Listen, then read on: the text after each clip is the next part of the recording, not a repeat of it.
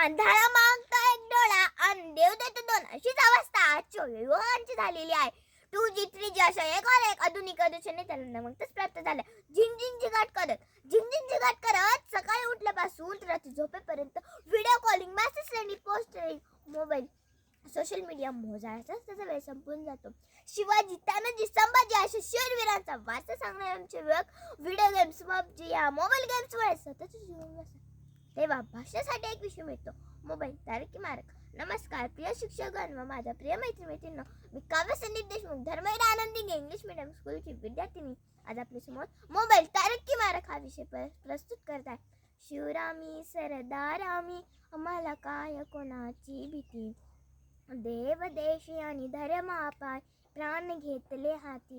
या देशाची युवा पिढी मैदानातल्या खेळांपेक्षा, ग्रंथालयातील पुस्तकांपेक्षा, व्यक्तिमत्वाच्या जडणघडणीपेक्षा डोळे असून अंधारासारखं वागणारा, तोंड असून मुक्यासारखा बोलणाऱ्या मोबाईलमुळे घरचा कधी थिएटर झाला आणि आयुष्याचा कधी सिनेमा झाला याचंच भान राहिलं नाही. डोंगराच्या माथ्याला, दरी खोलाच्या टोकाला धबधब्याच्या तोंडात जाऊन सेल्फी फोटो काढतात आणि कामच्याच फोटोमध्ये जाऊन बसतात. शेवटी मोबाईल हा मारकच आहे हे म्हटल्याशिवाय राहतच नाही. मान वाकडी करून फोनवर बोलत गाडी चालवणारे, अपघाताला बळी पडणारे आजची युवक पिढीकडे वाटलं मन सुन्न होतं, विचार कोंडीत होता, मेंदू बधीर होऊन जातो.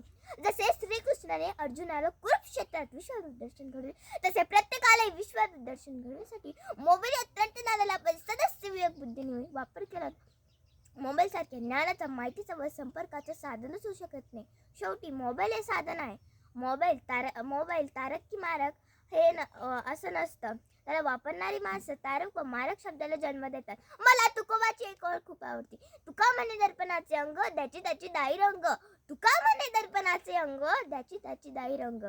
शेवटी जाता एवढंच बोलेल. ज्ञान आणि माहितीसाठी मोबाईलचा उपयोग करूया. थोडं मनोरंजन, थोडी करमणूक करूया. मैदानातले खेळ खेळूया. मन लावून जीव लावून अभ्यास करूया.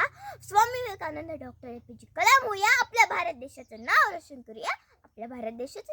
करूया. धन्यवाद. जय हिंद, जय भारत.